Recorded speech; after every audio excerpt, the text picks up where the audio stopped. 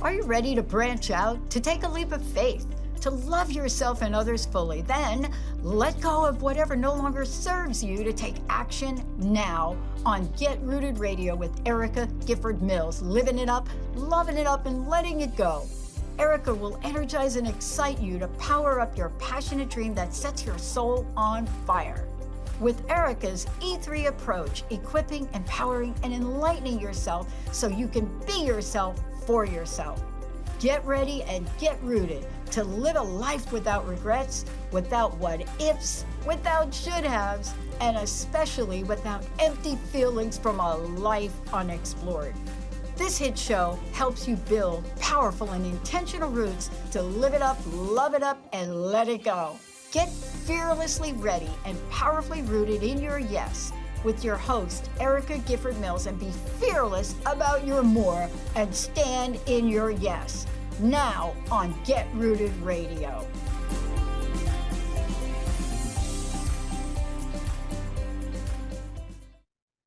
Well, welcome everyone. I am Erica Gifford Mills, and you are listening to Get Rooted Radio, living it up, loving it up, letting it go, right here on Transformation Talk Radio.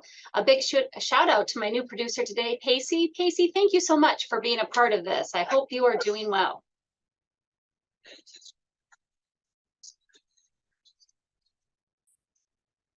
It is, and this is what Get Rooted Radio is all about. It is about personal growth, about letting go of what no longer serves you, and really being confident in your own skin. And I am so excited about our show today. You know, this episode is all about saying goodbye to the shoulds, right? And hello to your true calling. My guest today is Kacy Singh. She is a heart-centered transformation coach, and she'll be sharing her personal journey of leaving a decade-long pursuit of becoming a doctor to find her true passion through self-discovery. But first, I'd like to tell you a little bit more about Kacy. She really empowers entrepreneurs to tap into their inner wisdom and purpose to create a life and business that is authentic, fulfilling, and in alignment with their true values. And that is important for all of us. And with almost a decade of experience as a certified life coach, she guides her clients on a journey of self-discovery and transformation.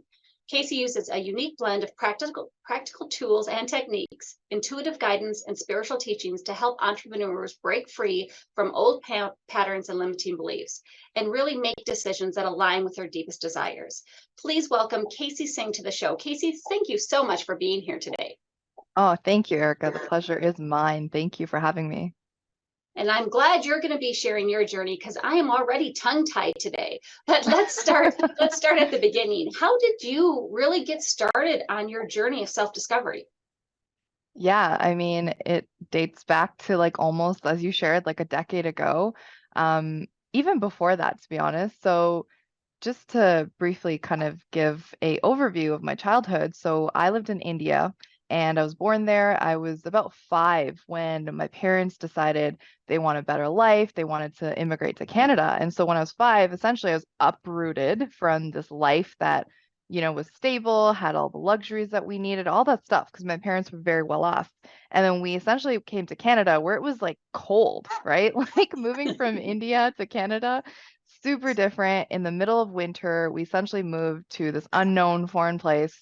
We didn't really have a lot of money, a lot of food, or even like for a long time, we were jumping from house to house. So my parents were doing their best with the tools they had. But during that period of time, I just remember that what got instilled into me is that if I want to not live this way, I need to make something of myself. I need to focus on my education. I need to focus on, you know, like making money essentially. And for me and my parents at the time, the big thing was, in order for you to be successful, you need to be a doctor. And so that was what was ingrained into me from like the time I was essentially 5. And so I pursued that for so many years, all the way up until like I was like in my early 20s. I had done years of training. I was a paramedic, or an EMT, as they're called in America. And I was working as a paramedic, and I realized, like, to be quite honest, like I didn't even stop to question if this was what I actually wanted.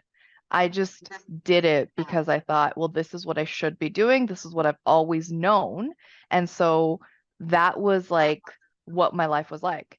And then one day I met this man in a coffee shop. Like just it was spontaneous. You know how you start talking to some strangers sometimes and have awesome conversations.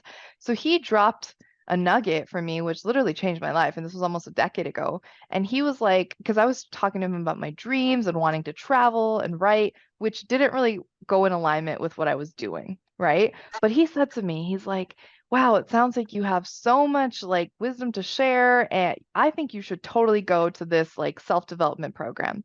And it was landmark worldwide at the time. And I went the next weekend. And that weekend was my first experience with transformative education where I could literally see my life clearly in a moment. And that changed everything. I could like never go back to being that person that I was, asleep, doing things just because I did them one way. I had to make a change. And now I'm here today. Well, and it's funny because we all have those shoulda, coulda, woulda moments. And there are times that we never stop to question what is before us. And I know personally, I've had a lot of clients who were like, well, but I spent all this time. I spent all this time pursuing this. And now that I've got it, it's not what I want. I thought it was, but then they feel that they can't change. And I think that, you know, that's one of the ups and downs of this. So I'd love to hear, and I'm sure listeners would like to hear too, what were some of the challenges you faced and how did you overcome them as you were going through this journey? Yeah, absolutely. That's a great question. So, like, just to go back to that moment where I had that realization that I needed to change or I wanted to change. It's like once you see something, you can no longer be ignorant, right? You can't not see the possibility. And it's like this battle of what should I do, right? And so I was at that weekend seminar, first day, it was a Friday, and the teacher was talking about something called blind spots. And she talked about how when you're driving, you know, you want to change lanes, you check your blind spot. And what about in life, though? Do you do that in life? Do you, before making choices, do you check in and see, is there something else guiding this, or is this an authentic choice for me? And it was like, in that moment, everything like flashed before me, and I was like, oh my God, the last 10, 15 years of my life where I've been pursuing this goal has been from a place of trying to be that perfect daughter, the perfect student, the people pleaser, all of these things that I think quote unquote I should do because I need to be a good person. And for those of you listening, I'm using air quotes, right? So that moment for me was liberating because it was like, wow, I can like tap into this whole new reality, but it's also really scary because you're right, like you said, what does that mean? Did I just throw away the last 10 years? Did I just waste my time? What about the promises or what about the commitments I've made, right? So that was challenging in and of itself to just kind of have that dual paradigm of I know I'm free, I can let go and live my truth, but then in doing that, what do I have to face? What do I have to let go of? And a big challenge was, communicating with the people in my life that expected me to follow this path. They had only known me a certain way, that Kacy was going to be a doctor, this is what she's pursuing, and that's it. So when I came home that night and I shared with my mom that like my revelation essentially in tears, she was like shocked. She's like, "Are you sure? Like, what are you gonna do?" And it was almost like, are you sure you can do something else? Like, this is what you've been doing. So it was just really, really hard to like let go of other people's expectations, especially parents or your loved ones, right? Who believe in you, want the best for you, but often with great love, like they don't know the path for you, only you do. So that was like a really big challenge to think I let down people in my life when I chose authentically. Yeah, and I think you make a real good point because there are certain people in your life that have certain expectations for you. Hmm. And getting over that, that's their expectations, right? That's their thoughts. And that what somebody said this to me once, and I've like grabbed a hold of it is what other people think of you is none of your business. And it's so true. And it's the same thing. If we're not living authentically for ourselves, you may not ever find that happiness because then you'll be jumping from thing to thing to thing until you find that moment. And I that probably has to go along with my next question for you is that why is it important to find one's true purpose and the overall process of self-discovery? Well, I think that's a question that is, like it's different for different people. And I think that if you even have the slightest desire in your heart, like even if there's a murmur of what's my purpose, then you need to go after that purpose. Otherwise, it's not going to rest. Like just going back to my story, when I was telling people, right? Like if someone asked me, what are you doing? Or what are you going to do when you grow up? Or like essentially, what are you doing after university? And I'd be like, I'm a doctor. I'm going to be a doctor. Like I was very egoic and very like almost like this is me world, like look at me showing off. And it was like in the pit of my stomach, I could feel this inner voice being like, are you sure? Are you sure? And that was the universe's nudge of you need to follow this path. And I didn't follow it for a decade. It was still there, but eventually it essentially was this massive explosion that I could no longer ignore because it was right in my face. So I think that's why it's super important. Like if it's not important to you, then you're probably not someone listening to this show. Like just real talks, right? Like the people listening are like essentially obsessed with figuring out what their truth is, what their purpose is, why are they here, what matters, right? Why is life worth living? So it's like you can't not. You get to a point where you just have to, even though Yeah. it's scary and unknown, right? It's don't fear the unknown, right? If it doesn't give you butterflies, why are you doing it? Or if it gives you butterflies, that means you should do it even more. Yeah. So before we go to break, do you have any tips or advice for listeners on how they can start their own journey of self-discovery? Yeah, absolutely. The thing that really helped me, and you can start small, is like if you just take some time in the morning before you start your day to journal. And it doesn't need to be like 30, 50 minutes. Some people can go on because they're in flow state. But even if you take 1 minute, and I know that like some people may be thinking, well, that's not going to do anything. But actually, that's going to do a whole lot because the fact that you're consciously like, I'm going to sit here for a minute and I'm just going to write something I'm grateful for. I'm going to just even write a sentence about how I'm feeling today. You may feel more inspired and want to do more. But that's like the barrier of least, resistance is can you just sit down, pen to paper and not computer, like pen to paper, the physical touch is super important, and just give yourself the space to say whatever comes out. And that's huge, huge tool of self-awareness. I love that. And journaling is so important because you can go back later and see what was I feeling, and then you can start actually analyzing some of that. But that's a whole other discussion. So let's take a quick break. And when we come back, we're going to talk about transforming limiting beliefs with love. Before we go, Kacy, tell listeners how they can reach you. Yeah, absolutely. So they can actually get a copy of my free book, Move From Your Head to Your Heart, at tuneintoyourheart.com. That would be the best way for them to reach me. Wonderful. You are listening to Get Rooted Radio with Erica Gifford Mills. Living it up, loving it up, letting it go. Stay tuned. We'll be right back.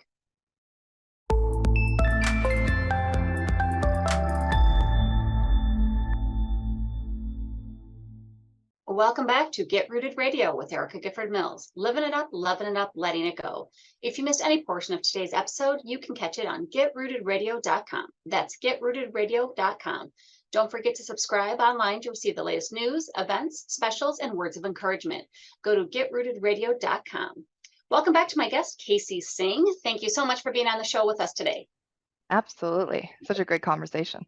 It definitely is. And it's, folks, if you didn't get to hear the first segment, please listen on the download on the podcast because you've missed some really great information.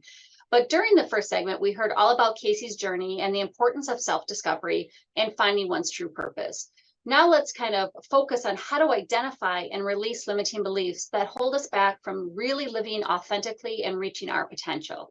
So let's just start with the basics, Kacy. What is a limiting belief for those who may not know? Yeah, it's like a thought, a pattern, something that essentially, or way of thinking, a way of being that essentially is like preventing you from doing the actual thing that you want to do. So, example, it's like a lot of people are afraid of public speaking. They are scared to go live, they're scared to speak in front of audiences. But really, it's not that humans are born with this fear that, hey, I can't speak in public. It's somewhere, somehow in childhood, there was something that happened that all of a sudden put this belief into our psyche, into our perspective of, I can't do that, or I'm not good enough. And essentially, it's a fear of like visibility. So limiting beliefs are not very like at the surface. They don't essentially like guide the path, saying it doesn't show up and say, hey, here I am, but it more shows up in when you're like stopped, or essentially you're not able to move forward on something that you actually want to do. Yes. And it sounds like a little bit of confidence, self-esteem, and self-love really plays a critical role. So how important is self-love in transforming limiting beliefs? Well, it's like extremely important. Like self-love in and of itself, to just define that for a moment, is the ability to actually like be compassionate with yourself, to love yourself no matter what, not just in the good times, but in the good, the bad, and the ugly. So when you're stricken by fear, or when you're challenged, or when you're not your best self, and when you're not like essentially living true to you, and you're dealing with a lot of the chaos that essentially comes with trying to shift your life, self-love in those moments is huge, because there's times like, and again, I'm human, right? So I speak from this human experience of like, there's times where I'll be like to myself, like, why can't you get this? Or why can't you do X, Y, and Z? And that's like super intense. Like that doesn't actually help the situation, right? But in the moments where I have doubt or I have fear, just recognizing, okay, Kacy, it's okay. Can I give myself the space and the love to know that like this is not going to last forever, but I can allow myself to just love myself, hold myself. What do I need right now to move through this without trying to essentially like force or rip this belief out, you know? And I think, I did a whole podcast on self-love, and we are in the month of what I like to call not just love, but month of self-love. Mhm. It's not a one and done thing. So just because you quote unquote love yourself once doesn't mean you're automatically going to have that same feeling every day. It takes practice, just like anything, because those limiting beliefs, you might think you have something under control in one moment, and then it rears its ugly little head. It's kind of like um, trying to give up or start a new habit. Self-love is a habit.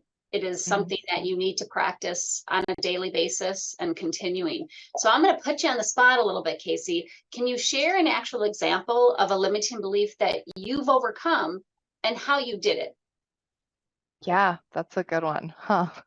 I it? mean, there's a lot. So for example, in writing my book, right? And the book that I talked about, where people can get it at tuneintoyourheart.com. So for years, okay, years, I was like, I want to be an author, I want to write a book, I want to do this. And I talked a big game about doing all this and just getting it out there. But for years, I did nothing about it. I just essentially have, like, if I showed you, I have journals and journals and journals of so much work written, so much insights and all this stuff. But like to someone looking in, they would be like, oh my gosh, you have more than enough content. You have more than enough awareness to go and put yourself out there and take action and compile a book. But for me, I was so scared because the belief that was there is, I'm not good enough. Are people even going to care about what I have to say? And that's been a big one, is that what I say doesn't matter. Because I mean, I haven't dug into this in my childhood, but I can probably tune in and see that there's probably a time where I wanted to raise my hand or say something and the teacher didn't pick me. And then I said to myself, oh, what I have to say doesn't matter, or no one cares. So that kind of like drove me, that drove a lot of what I did or didn't do. And I would almost be like, I would want to step outside my comfort zone in putting my work out there or speaking my truth, but I would get really scared and not. So like that was definitely challenging. And so what I had to transform, and I just launched this like in December, this book, but what I transformed was that like I'm good enough. I'm more than enough. And that was it. Like I'm not too much, that people want to hear from me. And even if and the perspective I shifted was like, even if one person reads this and it changes their life and makes a difference for them, like that's more than enough. Because the next deeper thing is, well, is anyone going to read it? Are people going to care? How many people are going to read it? Like, it's like almost like with limiting beliefs, it's very funny because like you overcome one or you see one and you think you're like, yes, I got it. And then before you know it, there's like another like one that shows up to try to keep you in your comfort zone. It's those revolving doors. That's what I was picturing when you were talking, is that, or somebody, you knock and you're like, okay, you don't answer it, or you let it in, let it out the back door, and now somebody's knocking, right? So it's like this revolving door, and it happens to all of us. I mean, I don't think there's ever been a person who has not had a limiting belief, because somewhere somebody told you or made you believe in some form or fashion that your opinion doesn't matter, what you have to say is not that important. And sometimes it's yourself, right? Thoughts become things. When you start thinking it and you think it enough, guess what? You're going to start believing it. And if you start believing it, that's with negative things and positive. So, what you focus on gets magnified. So let's not magnify the bad things, let's magnify the good things. So that is a great example of what you did. How do you help your clients? How do you work your clients through not only getting over limiting beliefs, but first identifying them? Because that is almost the first step. Some people don't even know that they have a limiting belief. Absolutely. So I am a language cop. In disguise, essentially, someone gets on a call for a session, and my coaching style is very like intuitive. So what I mean is like if someone works with me for 12 weeks, I don't say we're going to have a structure every single week. This is how we're going to do it. I don't like that. It limits my abilities, but it also limits the client because they're able to hide behind structured walls. Versus when we show up, we create a container for 12 weeks or however long, and we essentially have an end result. So I'll give you an example. So one of my clients, most of them that I work with are entrepreneurs or have businesses or want to have businesses. So she essentially is a writing coach and she wants to expand her reach. And her big thing was around finances, and that was her end result. And for like 6 weeks, we didn't even touch finances. We just essentially every week we showed up and I was like, okay, so like what's unfolding for you this week? What's going on? And she would speak out the challenges that are essentially rising to the surface in her life. Because naturally, when you say yes to transformation, yes to a coach, you know this, it's like stuff just starts to shake in your life. Like you're just like, whoa, what's happening? So essentially, she would share all the stuff with me. And in that, I would listen for the limiting beliefs. I would listen for where she feels stuck or where she has a story that she's telling herself that she can't do something otherwise, right? So then in that, there's like almost like a discussion, there's questions to essentially expand further. And Erica, the biggest thing that I find is like the questions I ask are so simple, yet so powerful. And it's like she needed that simple question, or the client did, to go deeper into themselves to like see that belief, because the subconscious mind is very childlike. It's essentially like super innocent, and you can't talk to it with like big words and jargon. It doesn't want to hear that. It responds to the most simplest questions and the most simplest statements. And that's where the gold is, in that simplicity.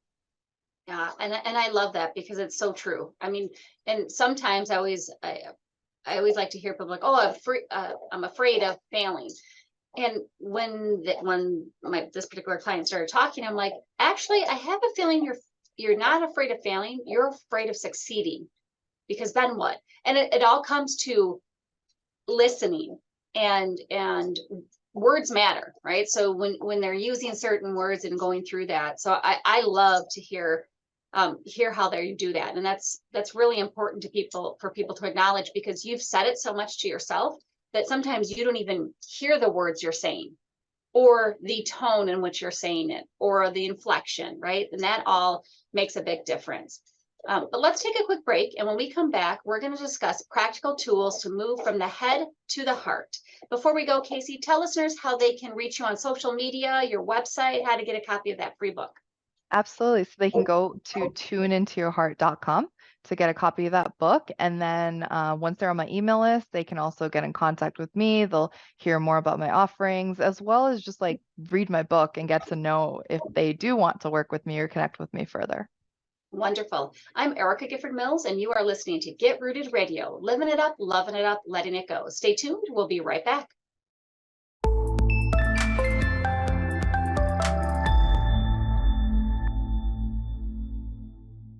We're back on Get Rooted Radio with Erica Gifford Mills, living it up, loving it up, letting it go.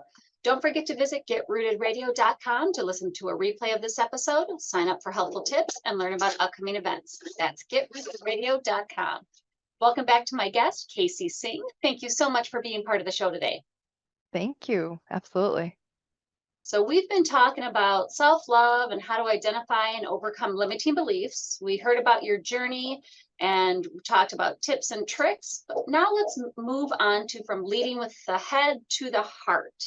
So first, explain what that means. And how do you help your clients kind of move from the head to the heart? Because folks might be going, huh? Like you think with your head. What do you mean? Absolutely. They're like, what are you talking about? It doesn't make sense. Well, that's your head talking, just FYI. Exactly. So, what I realized on my journey, and for those of you that were listening, or for those of you that missed it, is that I essentially went spending like 10 years in the pursuit of medicine and doing that because I thought I should, to then all of a sudden moving into a space where I wanted to travel, I wanted to write, I wanted to serve people in this capacity and do more of the things that I actually felt inspired to do rather than the things I thought, quote unquote, I should do. So that's where my journey of moving from my head to my heart started. And I realized it's a theme throughout my life, but as well as so many other people. Like if you think about it, there's certain things in your life that, I know that we all have to do certain things. There's things that, are just really, really mandatory or important, but we also have a say in how our life goes.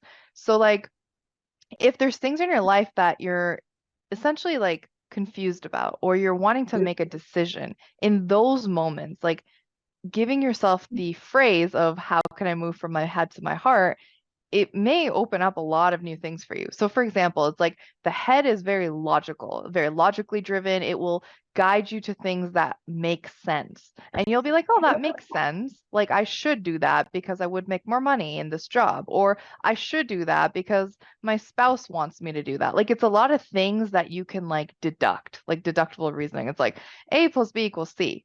Whereas your heart, when you actually tune in and listen, your heart is going to have a really like soft whisper. It's never going to overpower your mind. Essentially, it won't talk as loud as your mind, but it's like a feeling. Your heart is, as you strengthen that muscle of intuition and awareness, it will have more language and words for you. But in the beginning, it's going to be a tiny little feeling of when you ask yourself, how do I feel about this? How do I feel about this person? How do I feel about this decision?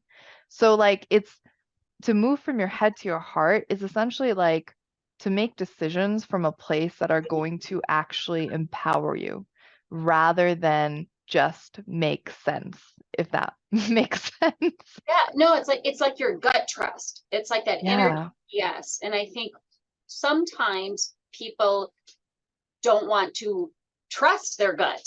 And that's where a lot of times we make some mistakes. And I think that's I do SMART goals. I mean, and if you've been in a corporate environment, a business environment, SMART goals, people have heard of them. I do a little twist on them.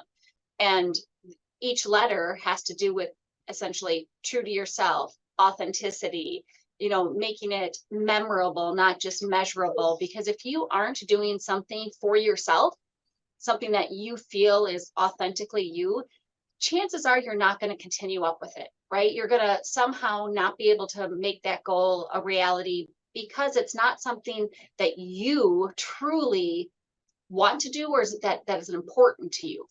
And I love that twist because it gets to what you're saying. It's not only thinking with your mind, right? Sometimes, of course, we have to think logical. Absolutely. Like, I want to go and travel all the time. But, logically, can I afford to do that, right? So sometimes, yes. But I think if we made more decisions with our heart, and really going from that place of authenticity, we would be probably a much better society, but also much nicer to ourselves.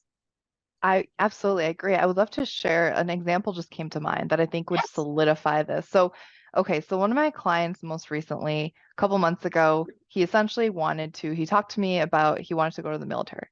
And he was like super intense about it. Like, I have to do this, I have to go. And I could tell, right? Like, it was coming very much from his head, which is totally fine. Like, that's his choice. He wants to do that, but he obviously hired me for a reason. So I'm like, okay, let's figure this out. Let's understand where this is coming from.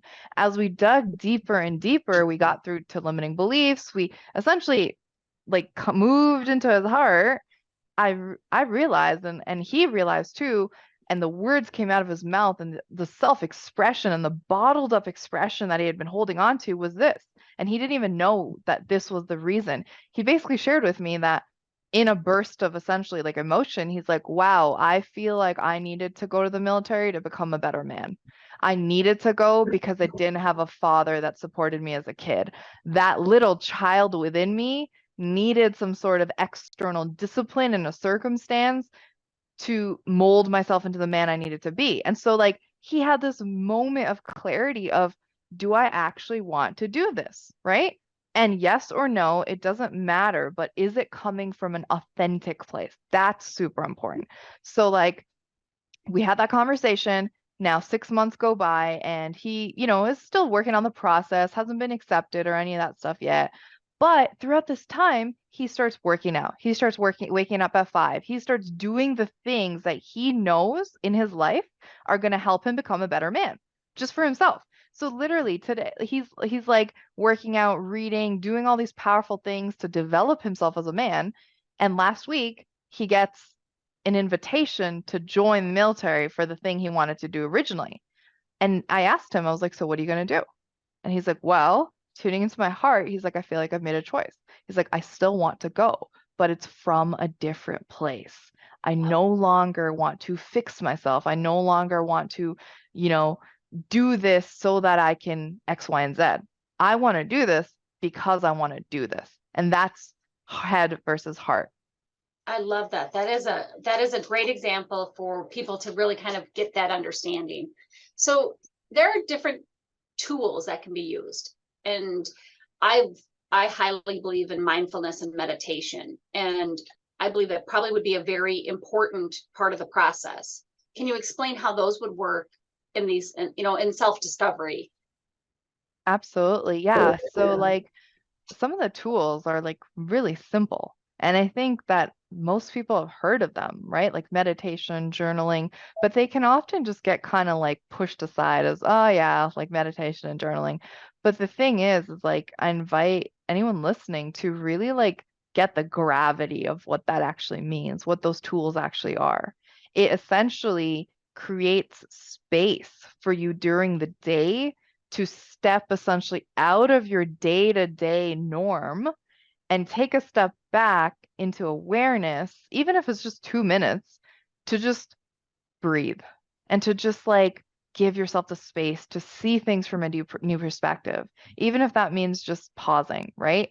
So, like, the practical tools are like the simplest, and the simplest are often things that we want to avoid because they're so simple, right? But I think it's super important. And one of the tools I recommend to my clients is definitely like meditation. And meditation for a lot of people in the beginning can be a little scary because you're like, well, I have to sit in silence and I have to do this. And that's where the paradigm shift could come in of you actually during meditation don't have to quote unquote do anything. That's the point, right?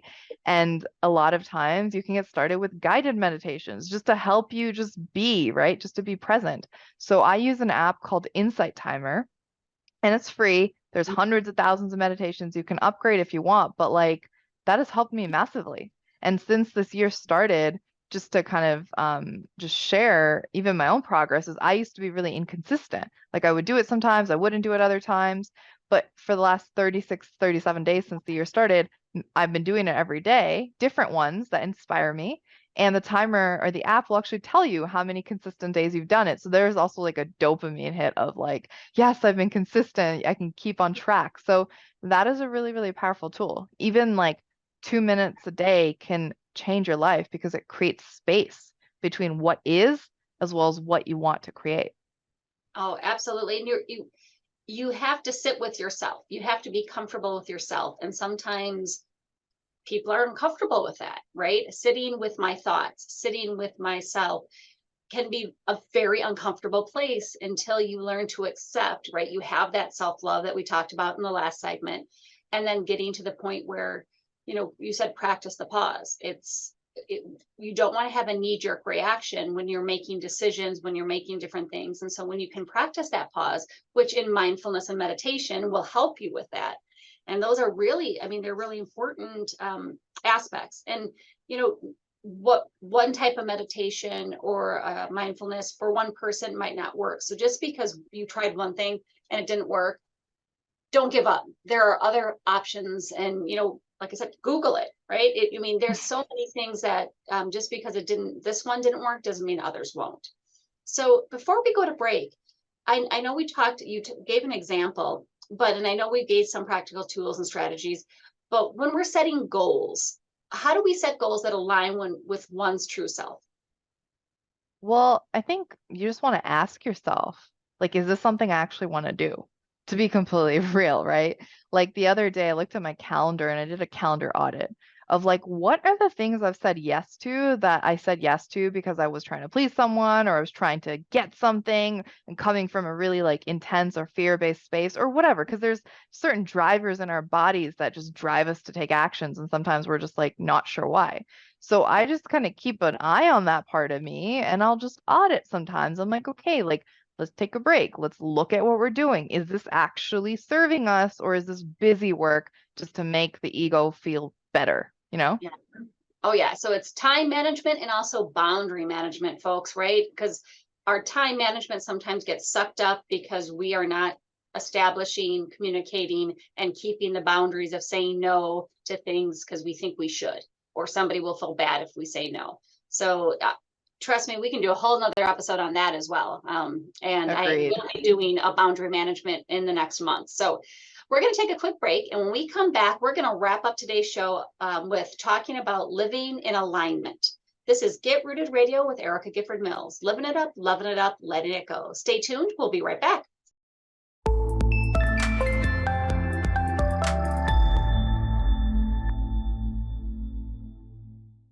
Welcome back to Get Rooted Radio with Erica Gifford Mills. Living it up, loving it up, letting it go. If you missed any of the information during the last segments, go to getrootedradio.com. That's getrootedradio.com to listen to the replay. Don't forget to subscribe, sign up for tips and special events, and pricing for upcoming coaching sessions at getrootedradio.com. Welcome back to my guest, Kacy Singh. Kacy, I really appreciate you being on the show today. We've had some great discussion. Tell listeners how they can reach you and learn more about your services. Absolutely. So they can go to tuneintoyourheart.com and they can get a free copy of my book, Moving from Your Head to Your Heart. And it'll just give them a really great overview on like how what I do, can help them if it's going to. And then after that, they can figure out if they want to move forward. Wonderful. And like I said, this has been such an informative episode, and I really hope you all agree because we all have a moment in time where we need to go through self-discovery and we really need to live with passion on purpose. And because sometimes we're not doing that. So during this last segment, we're going to focus on the final steps of the journey. And that's discussing how to live in alignment with your true self and purpose. So how can someone make heart-centered and conscious choices in their daily life or even business without having to quit everything and do something completely drastic? Right. Like sell all your belongings, move to Peru and backpack. Yeah. Got it. No biggie. I'd love to do that, but is that practical? Right. So I think it goes back to, how you do one thing is how you do everything. So like if you can spend time with yourself in the mornings and the evenings, just even a couple minutes creating that space for yourself of meditation, of mindfulness, which is so important. It's essentially like you're in practice. You're not on the quote unquote battleground of the day yet, of your business or of life and all that stuff happening. You're essentially practicing, you're preparing, you're sharpening your saw, giving yourself the space to create consciously. It starts there, right? And then when you get into your day to day, that's when your muscle of making conscious choices shows up. And in the beginning, it's going to be really, really uncomfortable because it'll be like you have so much awareness because you've been meditating that you'll be like, oh gosh, I know that what I'm doing right now doesn't serve me in my business, or I'm taking these actions because I'm people pleasing, or whatever. There's things you're going to see that are going to be really chaotic and messy, but it's in those moments choosing otherwise and saying, okay, so I see that this choice to keep this employee who is not in alignment, for example, with the company culture, because I'm too scared to have a confrontation or to speak my truth to this person. I'm keeping them, costing the business money or whatever, right?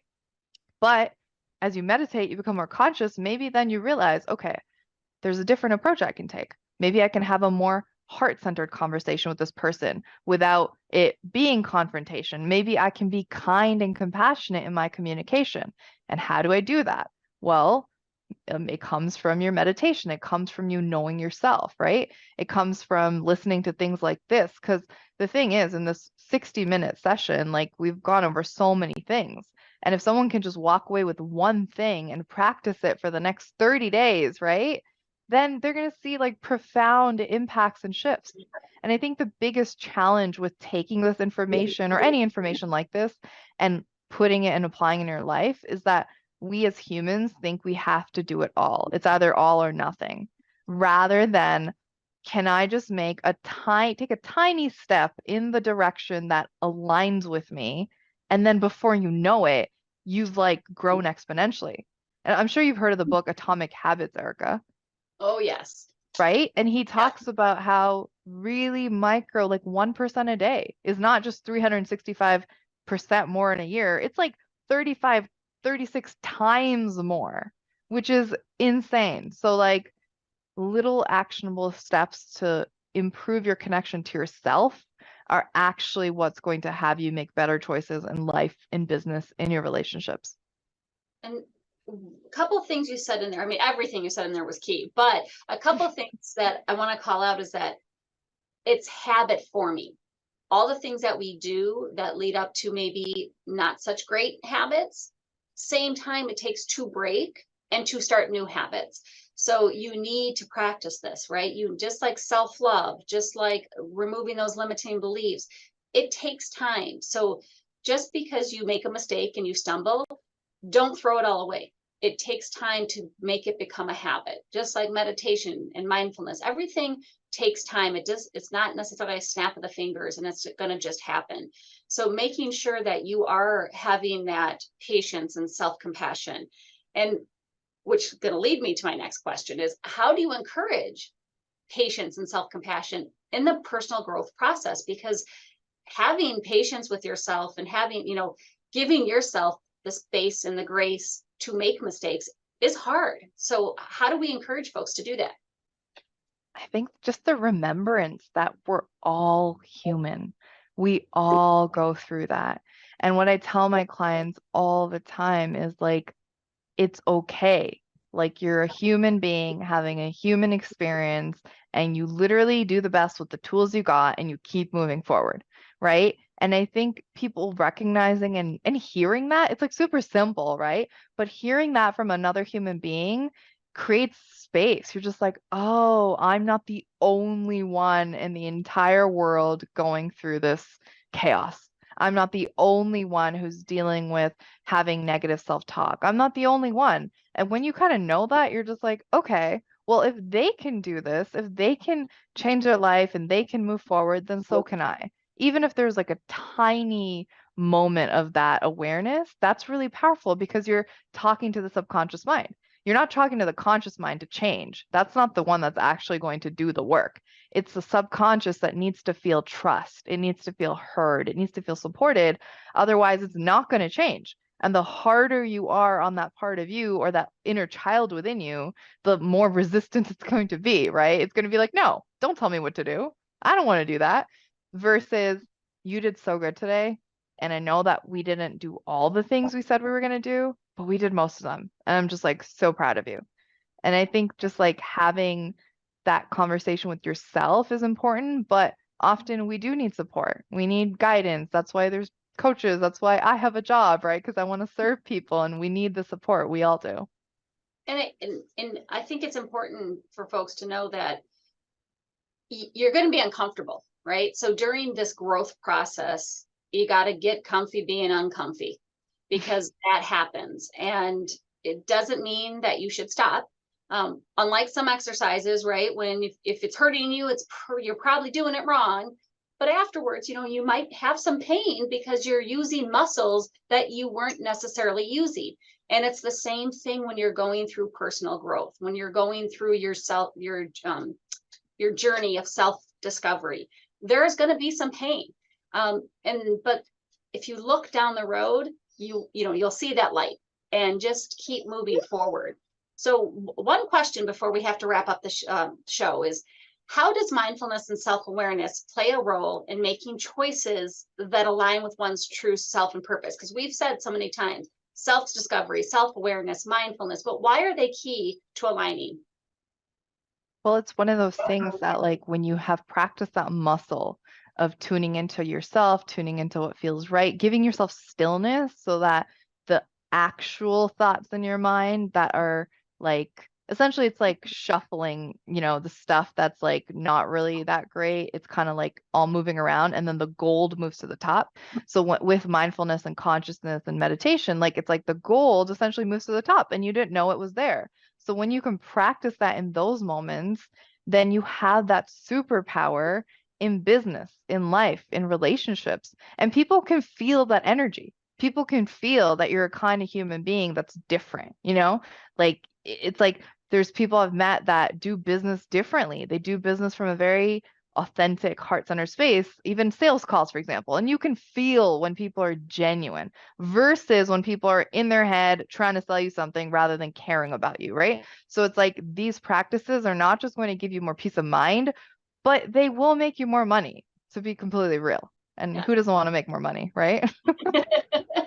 Kacy, I know we could keep talking forever, but we have to wrap up today's show. So thank you so much for being on. I really appreciate you. Go check out Kacy, get her free book, and thank you so much. Thank you. And I want to thank you all for tuning in to Get Rooted Radio. If you missed any part of today's episode, you can watch and listen again. Go to getrootedradio.com for the podcast or the YouTube video. And don't forget to tune in the first and third Monday of each month at 5 p.m. Eastern, 4 p.m. Central, and 2 p.m. Pacific right here on Transformation Talk Radio. I'm looking forward to the next time, and thank you so much for tuning in. Have a wonderful evening.